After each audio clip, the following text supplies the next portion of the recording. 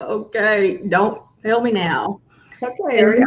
Hello, everyone, and welcome to the Every Girl Wins Life Sustainable Life Literacy Show. On today's show, we have his as my co-host, His Royal Highness of Kuchiman Kobina Missa the First.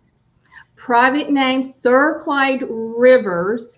Sir Clyde Rivers was knighted in the kingdom, the original kingdom of Ghana. He has two presidential awards. He's also the honorary ambassador for the Republic of uh, Burundi, and that's just a few things about him. He's absolutely incredible. All right. And then we have the amazing Rosie on today. Rosie and I have known each other for such a long time, and she has created this day, today, National Love is Kind Love it. Day. So we are celebrating with her love and kindness around the world. And when you hear her powerful story, Ah, it is going to touch so many of you. You know, she was in a relationship for 25 years and she engineered an escape from the Middle East for her daughter and wow. herself for freedom. And for every girl wins, you know, we have her right also. Now, her right, this goes with what Rosie is doing because her right is a voice for females around the world because what we know, it is her right to freedom and equity worldwide from birth till death. So welcome your Majesty, and also welcome Rosie to the Evergirl Wins show. Oh, thank you. Such an honor here, right? I mean, our missions are so aligned, and I think Yeah. that's why we just all the work we do is just so aligned. And it's just an honor to be here. Thank you. Thank This you is so great. much. This is great. And Rosie, man, the first time I met you, you're like infectious, man. You have like energy. You're always on a full tank of gas and you're inspiring people. So I'm always honored anytime I get a chance to be around you. Well, that's mutual. Thank Love you. it, love it. Thank So, you. Rosie, you know, I was going through the book again, and you know, my husband's actually the one that wrote the Male Civility book with the co-authors that's in it, Yeah. and His Royal Highness wrote the forward in that book. Yeah. So I was going through that, and I was looking at it this morning. And you have here, how can we as society shift and change so that there is stability and kindness in relationships? And then you go and you put this in the order, you know, that you propose that we make a shift with these five key elements. Tell us what the five key elements are. Yeah. It was such an honor to be in this project about the male civility book. I can't tell you how much I grew because of this book. It was really an expansive project for me to kind of grow into and to shift myself. And as I was going through um, and really going deep into the whole process, because I love men, you know, and this is a society thing. It's really a society. We have to address it from that point of view. Mhm. So the first thing in my five steps is really coming from kindness and compassion, which is such a great lead into National Love is Kind Day, because it's about really freedom from our abuser, freedom to live like you're saying, Christine, to live our full right, to be our full authentic selves.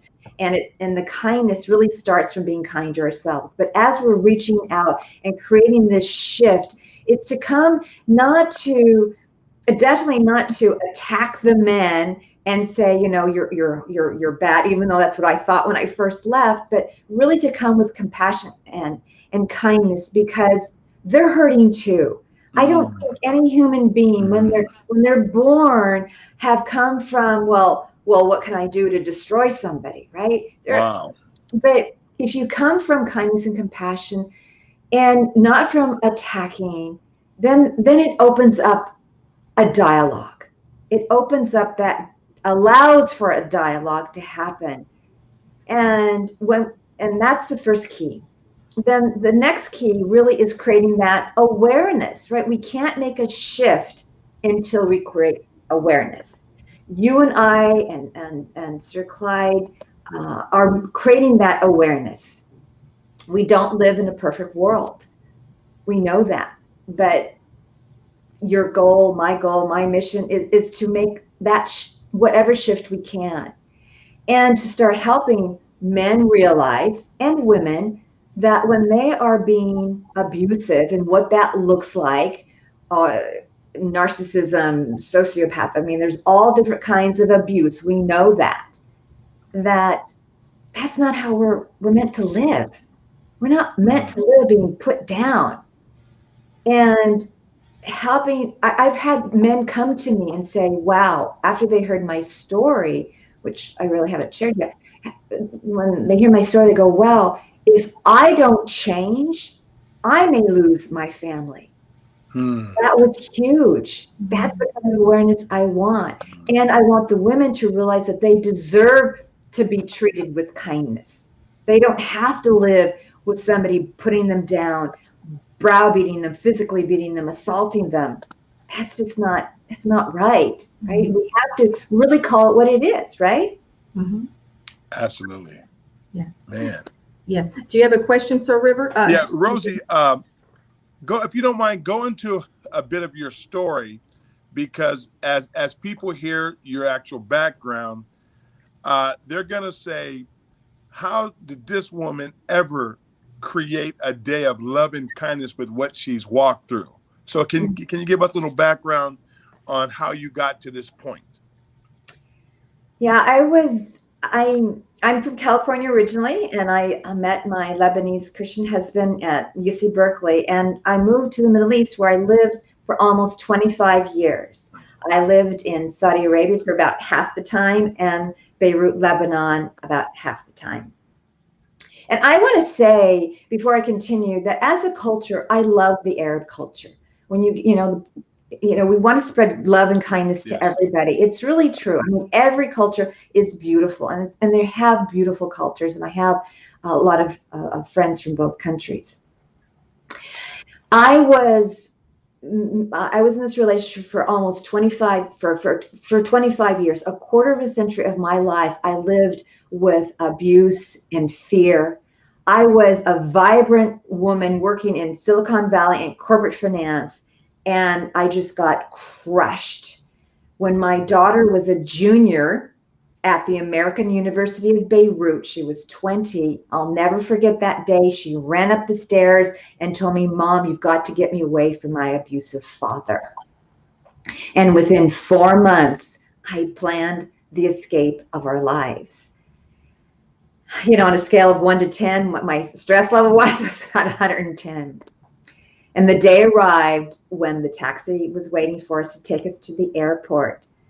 My daughter slipped in the taxi behind the driver. I slipped in next to her, and my husband was in front of me, next to the taxi driver. Yes, all three of us were going to the United States, but I knew only one was coming back. When we arrived at San Francisco International Airport, I had been planning the escape with my brother. And I want to make a side note here. In all the years that I was married, 25 years in that relationship, I found out I was in an abusive relationship when I was married 18 years. It was 18 years before I even knew what I was experiencing. And then I only told 3 people, my brother and my 2 best friends. So in 25 years, shame held me back, and only 3 people knew. So we arrived at the airport. I knew exactly where my brother was going to be. When those gates opened up, I saw him. My daughter and I took our luggage carts, and we walked right behind him and put our luggage carts behind him. And I was so terrified of my husband. I had my brother walk over to him and tell him, like, "Rosie's, upset. She needs some time away," which is such an understatement, but I couldn't get the words out even to tell my brother. I was just too afraid. And then my brother came back. We turned our carts and turned our backs and walked out of the busy airport, leaving him just completely stunned in that busy airport. Wow. Wow. Wow. Yeah. That is, I've known your story for so many years, and I'm still waiting for the documentary. Yeah. Still waiting for it. Yeah. I think about 6 years now. I'm still waiting for it. Wow. And now, Rosie, I have another question for you. So as you pioneered this work, okay, coming from that actual narrative, that life, what was it like to pioneer this work you're doing now? You know what? Because I craved kindness. That's what it was. It was very self-serving. It's like, I want kindness. Just give me some kindness. And this is really important to me. I wanted to work for what I wanted, not what I didn't want. I was kind of inspired by Mother Teresa. She said something to the effect, if you invite me to an anti-war rally, I won't be there. If you invite me to a pro-peace rally, I will be there. And that's the same thing. What is it that we want in our lives? I wanted kindness. I wanted women to realize that they deserve to be treated with kindness. And I wanted to go put my energy and my focus towards what I wanted, what we deserve. You deserve to be treated with kindness. Yes? Wow. Mm-hmm. Wow, And that's where it was. And that's where I will always go towards. Wow. Phenomenal. Well, now, Rosie, what right now, you have the Love is Kind Day. What other type of awareness are you creating? I am, first of all, so for today, this is the day to celebrate freedom, because the day we arrived in the United States was July 27th, and that's why we chose this date. So it's like our Independence Day. So for everyone, it's to celebrate your independence and freedom from your abuser. It's to celebrate that we all deserve to be treated with kindness, and it's to focus on the children, right? You're talking about your girls here, but girls and boys, the children, because I don't consider myself a victim.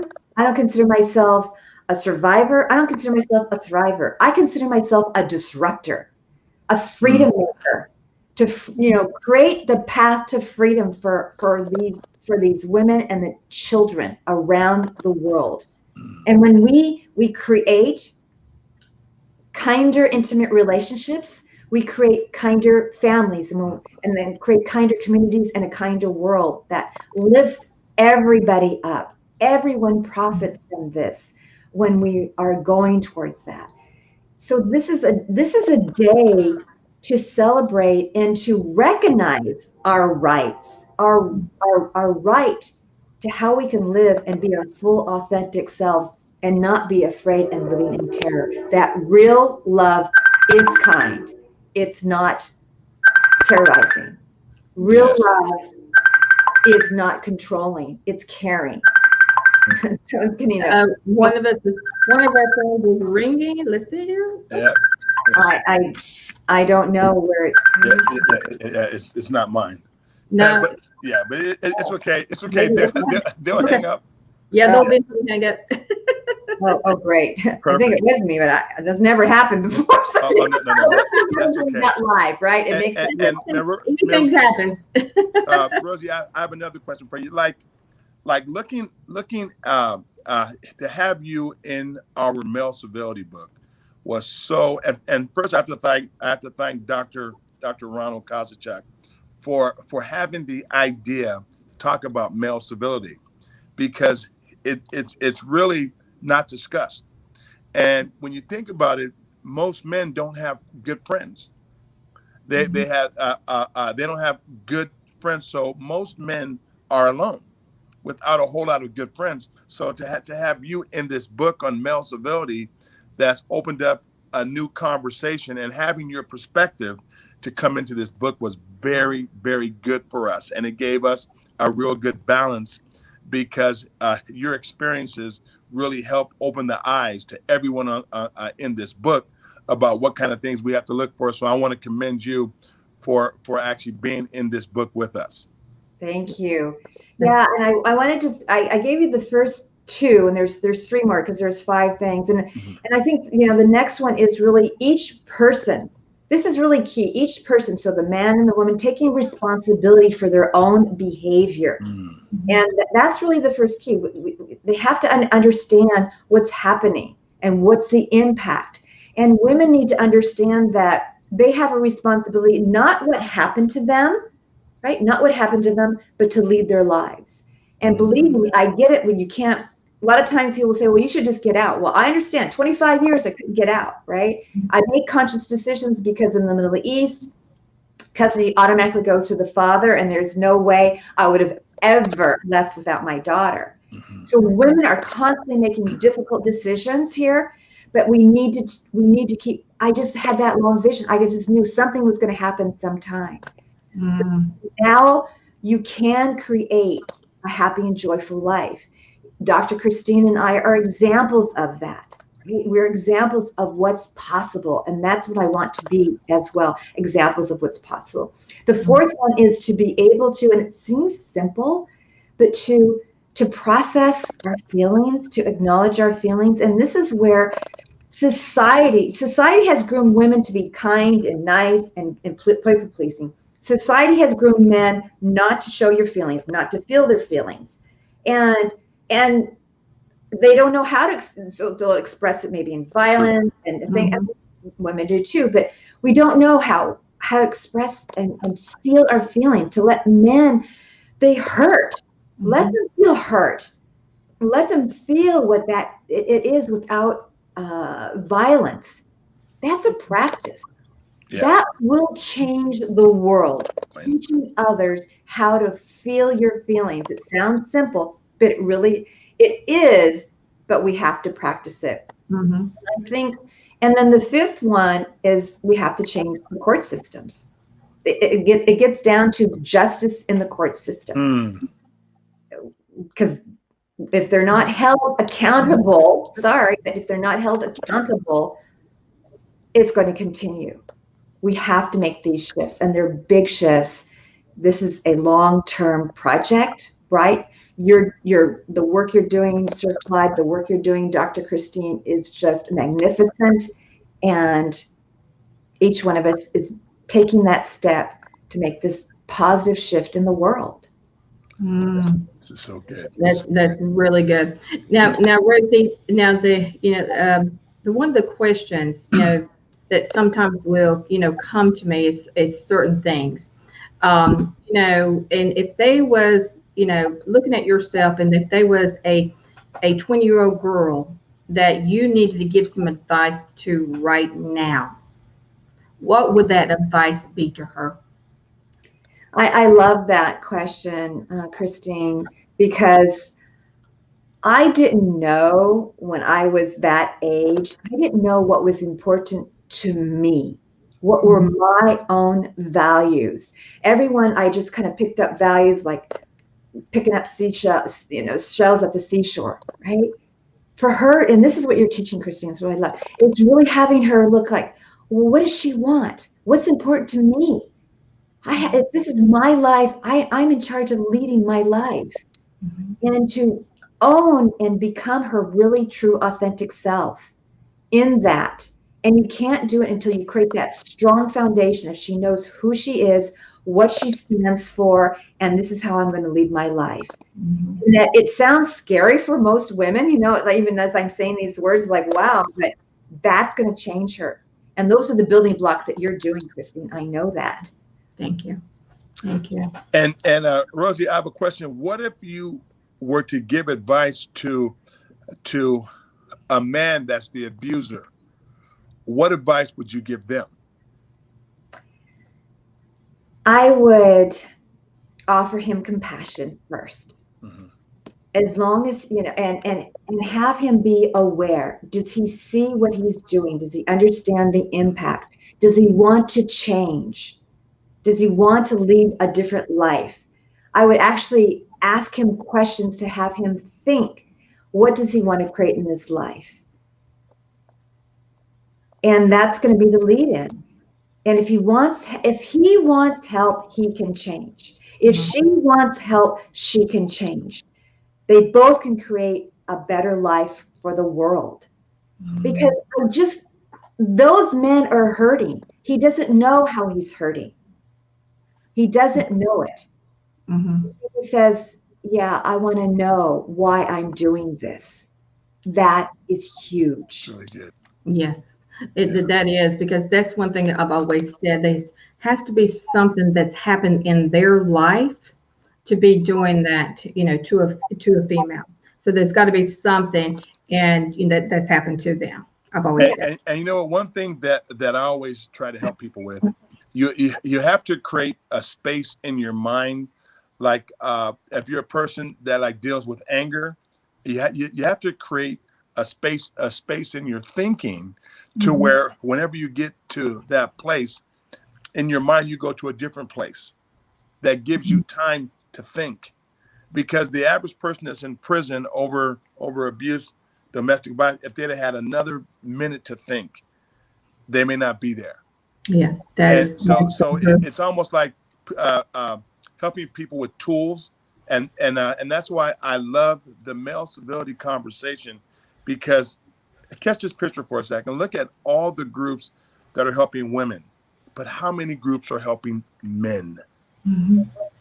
And I think this is why it's important that men like you, Clyde, are helping the men, because they're not going to hear it in the same way from a woman. We True. can share our story, but you can say that's not right. We need to call it what it is. Yeah. Okay, it's not right what they're doing.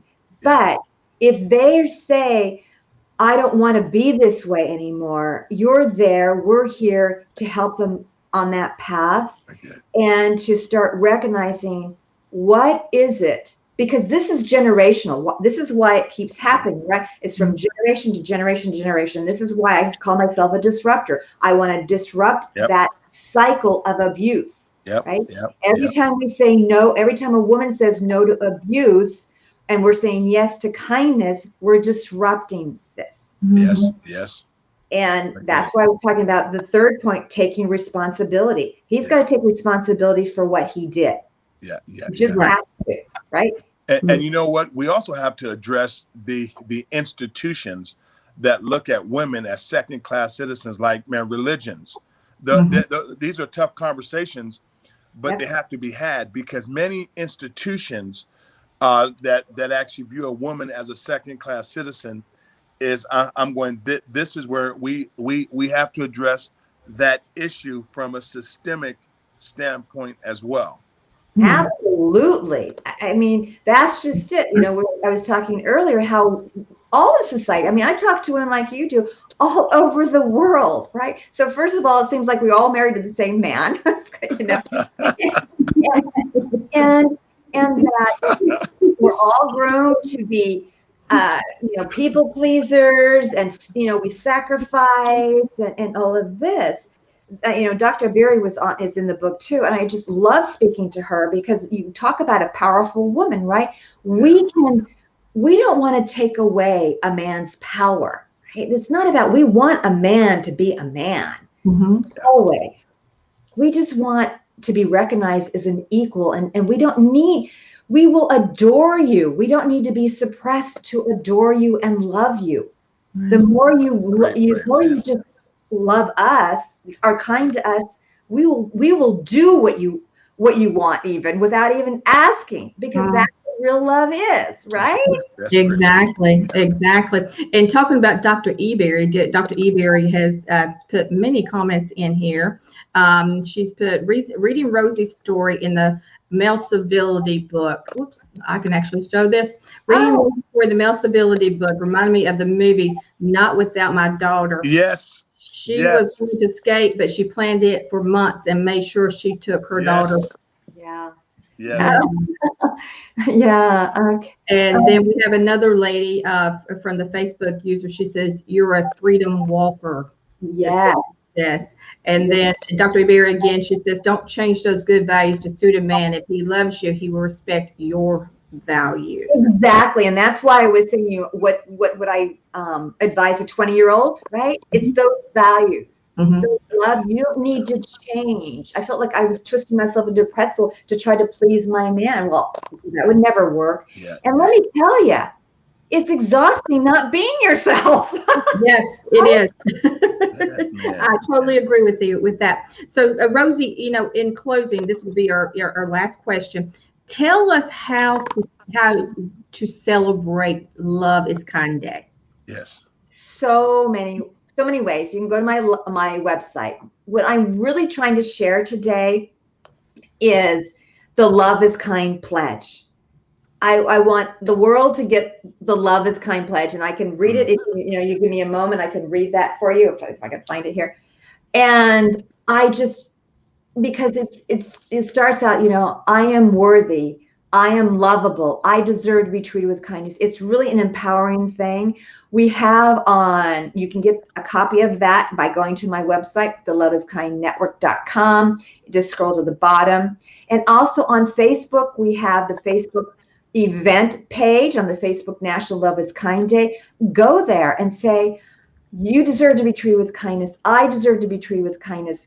Real love is kind. I mean, just like if you're walking on a march, and share it worldwide with all of your friends. Just keep sharing it and let it go viral. Every time we're up here, we're going to create some shift. Some woman's going to believe, oh, I deserve to be treated with kindness. Wow. Wow, that is absolutely incredible. So before we close, I want to share a website called herright.net. That's where you can go and sign our proclamation to have a voice for freedom and equity for females worldwide from birth till death. So the more signatures we have, the louder our voices get. So I want to thank you, Rosie, and thank you, His Royal Highness, for being my co-host today. Any last words before we go? Rosie's a rock star. Next question. Yes. I can't wait for the day we're all three physically together. Yes. Yes. Thank you. Thank you. Whoops, I'm having a hard time getting, for some reason, I'm in